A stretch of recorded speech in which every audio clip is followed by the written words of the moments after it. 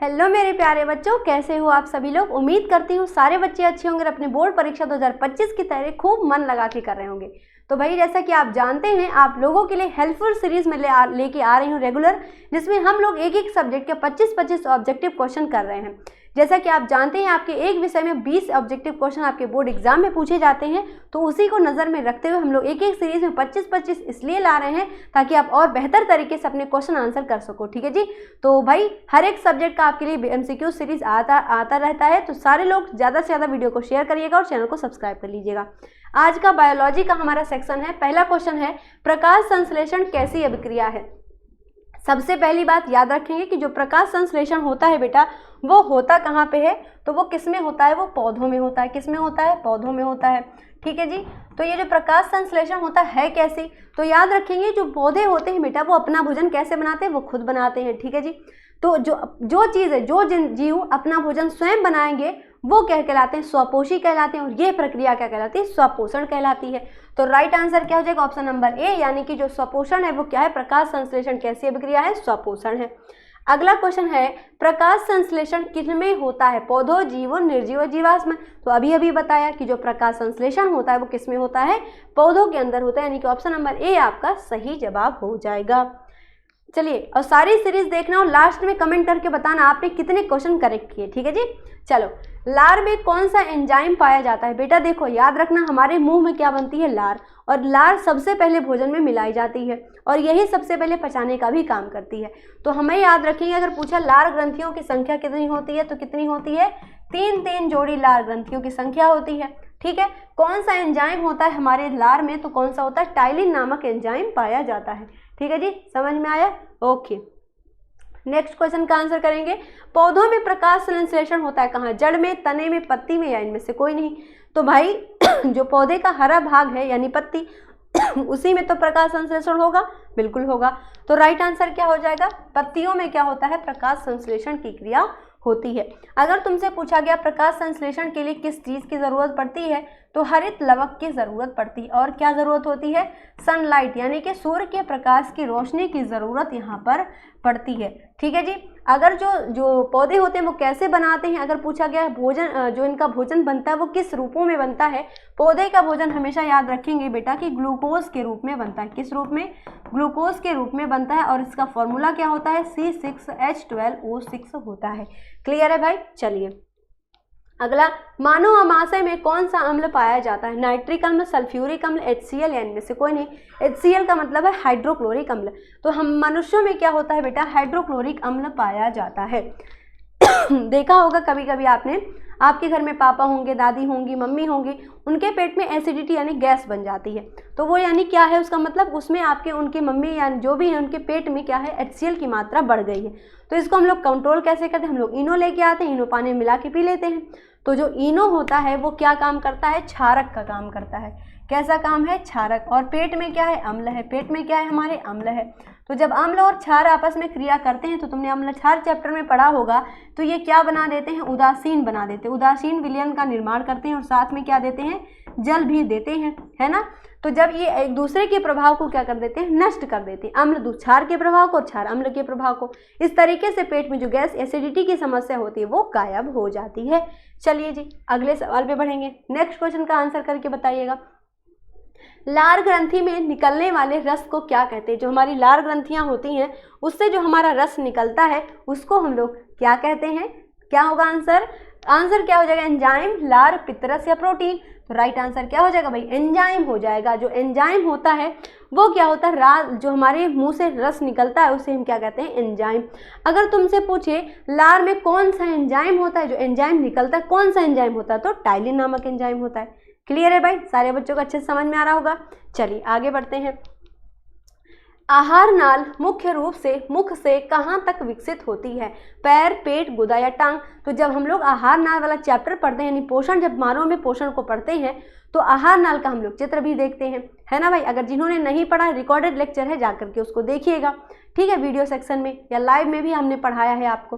ठीक है, तो आप क्या करोगे, तो जो हमारा मुख होता है वो मुख से हमारी, जैसे मैंने अभी बताया कि टाइलिन होता है मुख में, हमारी लार में सबसे पहले खाने में लार ही मिलाई जाती है। कहाँ तक विकसित होती है आहार नाल, हमारे गुदा द्वार तक विकसित होती है। कहाँ तक होती है, गुदा द्वार तक विकसित होती है, यानी कि ऑप्शन नंबर सी आपका यहाँ पे सही जवाब बनेगा। ठीक है जी, आपसे एक क्वेश्चन है, जरा आंसर करके बताइएगा कि जो हमारी आहार नाल होती है उसकी लंबाई कितनी होती है। क्वेश्चन का आंसर जरूर बताइएगा। चलिए आगे बढ़ेंगे। हरित लवक के स्ट्रोमा में कौन सी अभिक्रिया होती है, प्रकाशिक अप्रकाशिक दोनों या इनमें से कोई नहीं।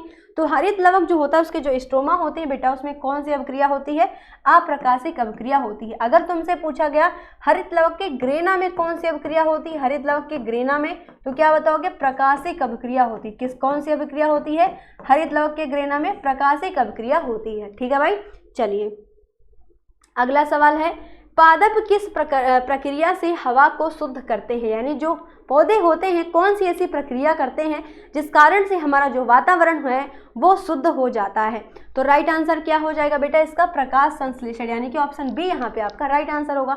अब सोच रहे होगे मैम कैसे होगा ये, जरा इसको भी बता दो। बिल्कुल बता देंगे मेरे नन्हे मुन्ने प्यारे बच्चों, बिल्कुल बता देंगे। तो देखो हमारा जो पौधे होते हैं, देखो हम लोग सांस लेते हैं तो सांस में क्या छोड़ते हैं वातावरण में, कार्बन डाइऑक्साइड। क्या छोड़ते हैं, कार्बन डाइऑक्साइड छोड़ते हैं, है ना। तो ये जो पौधे होते हैं वही कार्बन डाइऑक्साइड ले लेते हैं और वातावरण से क्या लेते हैं, नमी ले लेते हैं, और इस प्रक्रिया से अपनी प्रकाश संश्लेषण की क्रिया को पूरी कर लेते हैं। ठीक है भाई, तो पूछा गया है किस प्रक्रिया से हवा को शुद्ध करते हैं, तो प्रकाश संश्लेषण। क्यों, क्योंकि ये क्या करेंगे, जो पौधे होंगे, जो वातावरण होगा उसमें से कार्बन डाइऑक्साइड को ले लेते हैं और क्या छोड़ते हैं उसमें, ऑक्सीजन को छोड़ देते हैं, जिससे हम लोग वापस से ऑक्सीजन ग्रहण करते हैं। अगला क्वेश्चन है, प्रकाश संश्लेषण में उत्पन्न होने वाली ऑक्सीजन किससे निकलती है, वायु से, जल से, पर्णहरिम से या कार्बन डाइऑक्साइड से। तो याद रखेंगे कि जो ऑक्सीजन निकलती है बेटा वो कहाँ से निकलती है, जल से निकलती है, यानी ऑप्शन बी आपका यहाँ पे सही उत्तर हो जाएगा। नेक्स्ट क्वेश्चन का आंसर बताइए। वे सभी प्रक्रम जो सम्मिलित रूप से अनुरक्षण का कार्य करते हैं क्या कहलाते हैं। तो भाई हम लोगों ने इसको थ्योरी में भी पढ़ा था कि नहीं। श्वसन होता है, नहीं। हमारी श्वसन क्या होती है, सांस लेने की प्रक्रिया। उत्सर्जन क्या होता है, ये भी नहीं होगा। क्यों, क्योंकि उत्सर्जन क्या होता है, हमारे शरीर से जो हमारे वेस्ट पदार्थ होते हैं उनका शरीर से बाहर निकलना उत्सर्जन होता है। अगला है जैव प्रक्रम, ये आंसर सही है, सभी तो हो ही नहीं सकता, तो ये गलत हो जाएगा। तो राइट आंसर क्या हो जाएगा, वे सभी प्रक्रम जो सम्मिलित रूप से अनुरक्षण का कार्य करते हैं क्या कहलाते हैं बेटा, जैव प्रक्रम की प्रक्रिया कहलाती है। और बेटा ये जो जैव प्रक्रम है ना, आपसे इसकी परिभाषा बेटा पूछी जाती है। ठीक है जी, तो ये समझो कि एमसीक्यूज ही नहीं है, समझ लो आपकी वेरी शॉर्ट, ये सभी सारे क्वेश्चंस भी क्लियर होते चल रहे हैं। ठीक है जी, आगे बढ़े, अगले सवाल का आंसर करके बताइएगा। प्रकाश संश्लेषण के लिए आवश्यक गैसें कौन सी हैं, H2O, CO2, N2 या नन। तो अभी प्रकाश संश्लेषण में हमने देखा भी था कि जो हमारा प्रकाश संश्लेषण होता है उसमें H2O गैस तो है ही नहीं, तो यहाँ पे ये तो ऑप्शन होगा ही नहीं। H2O होता है पर गैस नहीं है ना ये, और गैस तुमसे पूछा गया है। अब अगला है नाइट्रोजन, भाई नाइट्रोजन भी नहीं होता, और कार्बन डाइऑक्साइड अगर ऑप्शन में दिया है तो यहाँ पे कार्बन डाइऑक्साइड हो जाएगा। अगर मान लो कार्बन डाइऑक्साइड ना होता, मान लो यहाँ मैंने SO2 लिख दिया है, क्या लिखा है SO2, तब ऑप्शन कौन सा हो जाएगा, नन हो जाएगा, है ना। चलिए अगला क्वेश्चन है, क्लोरोफिल पाया जाता है केंद्रक में, हरित लवक में, माइटोकॉन्ड्रिया में या इन सभी में। तो भाई जो क्लोरोफिल होता है वो कहाँ पाया जाता है, हरित लवक में पाया जाता है। क्लियर है। और बिना क्लोरोफिल के कोई भी पौधा प्रकाश संश्लेषण की क्रिया से भोजन नहीं बना सकता, यानी कि सबसे इंपॉर्टेंट चीज़ है प्रकाश और उसके साथ साथ क्लोरोफिल यानी हरित लवक। ठीक है भाई, चलिए नेक्स्ट, अमाशय से भोजन कहाँ प्रवेश करता है, यकृत में, परिशेषिका में, पित्त में या क्षुद्रांत में। तो जो हमारा अमाशय होता है बेटा, जिसकी आकृति कैसी होती है, जरा आंसर में बताइएगा। ठीक है, तो बताओ भैया कहाँ प्रवेश करता है, तो क्षुद्रांत में। क्षुद्रांत का दूसरा नाम याद रखिएगा भाई, छोटी आंत। ठीक है भाई, छोटी आंत, क्योंकि कई सारे ऑप्शन बेटा ऐसे आते हैं जिनका नाम बदल दिया जाता है ना। अगर आपने पढ़ा छोटी आंत तो आ गया क्षुद्रांत, तो फंस जाओगे। नहीं, फंसना बिल्कुल भी नहीं है। हर तरीके का क्वेश्चन जैसे आपके बोर्ड एग्जाम में आता है, हर तरीके का सवाल मैं आपको हल करवाऊंगी, बस आप अपना प्यार और साथ बनाए रखना भाई। ठीक है जी, चलिए अगला क्वेश्चन है, शरीर में ग्लाइकोजन के रूप में क्या संचित होता है, खाए गए भोजन से उत्पन्न ऊर्जा, रक्त द्वारा प्रदान की गई ऑक्सीजन, क्षुद्रांत द्वारा अवशोषित वसा या श्वसन द्वारा प्राप्त CO2 और O2। तो राइट आंसर क्या हो जाएगा भैया? सब बच्चों के आंसर मन में आ गए होंगे, तो ए ऑप्शन यहाँ पे सही हो जाएगा।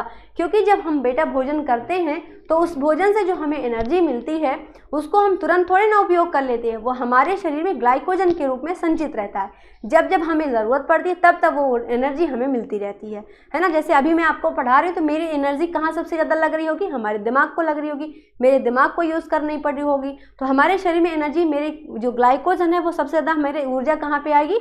हमारे मस्तिष्क को मिलेगी। ठीक है जी। चलिए अगला सवाल है, फुफ्फुस में रुधिर से कौन सी गैस उत्पन्न होती है, कौन सी गैस अलग होती है? क्या है? जो हमारी फुफ्फुस होती है उसमें कौन सी गैस अलग होती है? तो जो भाई फुफ्फुस होती है, फुफ्फुस धमनी, वो कहाँ तक जाती है? हृदय से कहाँ की ओर जाती है? फेफड़े की ओर जाती है। कहाँ की ओर? फेफड़े की ओर जाती है। अब ये जो फेफड़े की ओर जाती है हमारी फुफ्फुस धमनी, क्या करती है? हमारे जो ब्लड में क्या होता है बेटा? कार्बन डाइऑक्साइड, ब्लड में जो हमारे कार्बन डाइऑक्साइड मिक्स होता है इसको क्या कर देती है? ये हटा देती है और ब्लड में क्या मिला देती है? ऑक्सीजन। ब्लड में क्या मिला देती है? ऑक्सीजन। और इस प्रकार से जो हमारा ब्लड होता है वो क्या हो जाता है? शुद्ध। और अगर कार्बन डाइऑक्साइड जल हमारे ब्लड में है तो ये कैसा है? अशुद्ध रक्त है। ठीक है भाई। तो तुमसे अगर पूछा गया अशुद्ध रक्त हमारा हृदय से कहाँ जाता है? तो फेफड़े में जाता है।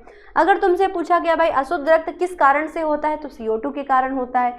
पूछा गया फुफ्फुस धमनी में कौन सी गैस अलग होती है? तो कार्बन डाइऑक्साइड गैस अलग होती है, CO2। ठीक है जी, समझ गए? हाँ, इसके बाद इसके और भी क्वेश्चन पूछे जाते हैं। जब हमारा रक्त शुद्ध हो जाता है तो उसके बाद ये शरीर में कैसे पहुंचाया जाता है? तो महाधमनी के द्वारा, जिसे अरोटा बोलते हैं, उसके द्वारा हमारे पूरे शरीर में उस रक्त को पहुंचाया जाता है। क्लियर है भाई? चलिए, मानव में श्वसन वर्णक है फाइटोक्रोम, साइटोक्रोम, हीमोग्लोबिन या इनमें से कोई नहीं। तो जब हमारा हीमोग्लोबिन होता है वो क्या होता है? हम मनुष्यों में श्वसन वर्णक होता है। अब ये जो हीमोग्लोबिन होता है बेटा, इसी के कारण से हमारा जो ब्लड होता है वो क्या होता है? हमारा रक्त लाल होता है। हमारे रक्त में कौन कौन सी कणिकाएं होती हैं? 3 कणिकाएं। कौन कौन सी? RBC, WBC और प्लेटलेट्स होती हैं। प्लेटलेट्स होती हैं। RBC का जीवन काल कितना होता है? 120 दिनों का। WBC का 13 से 20 दिनों का। RBC बनती कहाँ पे है? अस्थि मज्जा में। अंत कहाँ इनका होता है? प्लीहा में। प्लीहा को क्या कहते हैं? RBC का कब्रिस्तान कहते हैं। ठीक है, इतने सारे क्वेश्चन बेटा आने चाहिए तुम्हें। नेक्स्ट क्वेश्चन का आंसर करेंगे, ATP का पूरा नाम क्या है? Acid triphosphate, adenosine triphosphate, acid ट्राइगैसेस या एडिनो ट्राइफॉस्फेट। तो राइट आंसर क्या हो जाएगा? Adenosine triphosphate. अगर तुमसे ADP का नाम पूछे बेटा, यहाँ पे क्या आ जाए? D आ जाए। क्या आ जाए? D आ जाए, ADP। तो यहाँ पे आंसर क्या हो जाएगा? एडिनोसिन। क्या हो जाएगा? पहली बात तो एडिनोसिन, और जहाँ इसमें ट्राई है वहाँ इसमें क्या आ जाएगा? डाई फॉस्फेट हो जाएगा। ठीक है भाई, अगर तुमसे ATP पूछे तो एडिनोसिन ट्राइफॉस्फेट, ADP पूछे तो एडिनोसिन डाइफॉस्फेट हो जाएगा। क्लियर है? हृदय में कितने वेश्म होते हैं? तो हम मनुष्यों के अंदर जो हृदय होता है उसमें भाई 4 वेश्म होते हैं। वैसे तो कहते हैं हमारा दिल बहुत बड़ा है, पर जब अगर तुम्हें पता हो करना हो कि हमारे हार्ट के शेप कैसा होता है तो अपनी मुट्ठी को इस तरीके से बंद करिए, जितनी बड़ी आपकी मुट्ठी होगी उतना ही बड़ा आपका हृदय होता है। क्लियर? चलिए जी, तो हृदय में कितने वेश्म होते हैं? 4 वेश्म होते हैं। क्लियर है? अब तुमसे पूछा जाता है कि जो मेढक होता है उसके हृदय में कितने वेश्म होते हैं, तो याद ऐसे कैसे करोगे? समझ नहीं आएगा। तो याद रखेंगे भाई, जो भी उभयचर प्राणी होंगे, उभयचर का मतलब जो जमीन, जल और थल दोनों में चल सकते हैं, उनके अंदर हृदय में कितने वेश्म होते हैं? 3। जैसे फॉर एग्जाम्पल मेढक, जैसे फॉर एग्जाम्पल भाई मेढक। अगर तुमसे पूछा मछली के अंदर, यानी ऐसे जीव जो हमेशा पानी में रहेंगे, मछली के अंदर 2 वेश्म होता है। याद रखना, जो जीव पानी में रह सकते हैं, पानी के बाहर निकालने पे उनकी मृत्यु हो जाएगी, तो क्या हो जाएगा? उनके हृदय में कितने वेश्म होते हैं बेटा? 2 वेश्म होते हैं। उनके हृदय में कितने वेश्म होते हैं? 2 वेश्म होते हैं। नेक्स्ट क्वेश्चन, मछली के हृदय में, लो आ गया क्वेश्चन, तो कितने वेश्म होंगे? अभी बताया, 2 वेश्म हो जाएंगे मछली के हृदय में। अगला, आहार नाल मूल रूप से मुख से कहाँ तक फैली रहती है? तो जो हमारी आहार नाल होती है वो मुख से कहाँ तक फैली रहती है? गुदा तक, यानी गुदा द्वार तक फैली रहती है। क्लियर है भाई? चलिए जी, अगला, पैरामीशियम में चलन अंग क्या है? पादाब है, पश्चमाभ है, स्पर्शक है या फ्लैजिला है? तो राइट आंसर क्या हो जाएगा भाई? पैरामीशियम में पादाब जो है ये क्या होता है? उसका चलन अंग होता है। अगर तुमसे पूछे कि जो पैरामीशियम होता है उसका आकार किस आकार का होता है, तो इसका आकार चप्पल के आकार का होता है। चप्पल देखी होगी, चप्पल पहने भी होगे, हो सकता है कई सारे बच्चे वीडियो ऐसे देख रहे हो और पैरों में चप्पल हो, तो ध्यान से देखो, चप्पल जैसी शेप होती है पैरामीशियम की। ठीक है, चलो भाई आ जाओ। फुफ्फुस में रुधिर से कौन सी गैस अलग होती है? अभी भी बताया था कौन सी गैस? कार्बन डाइऑक्साइड अलग होती है, यानी कि ऑप्शन नंबर बी यहाँ पे आपका करेक्ट आंसर हो जाएगा। क्लियर है भाई? आगे बढ़ेंगे। सामान्य प्रकुंचन दाब कितना है? 100, 120, 130 या फिर 150? तो सामान्य प्रकुंचन दाब कितना होता है? 120, यानी कि ऐसे लिखा जाता है 120/80। ठीक है, ये हमारा क्या होता है? सामान्य ब्लड प्रेशर होता है, जिसको हम कहते हैं प्रकुंचन दाब। हिंदी इंग्लिश में क्या कहते हैं? रक्त दाब हिंदी में, और इसे क्या कहते हैं? ब्लड प्रेशर कहते हैं। ठीक है जी, बीपी नापते हैं ना। अगला, सेरिब्रम किसका भाग है? अग्र मस्तिष्क, मध्य मस्तिष्क, पश्चिम मस्तिष्क या इनमें से कोई नहीं? तो जो हमारा सेरिब्रम होता है वो किसका भाग होता है? अग्र मस्तिष्क का भाग होता है।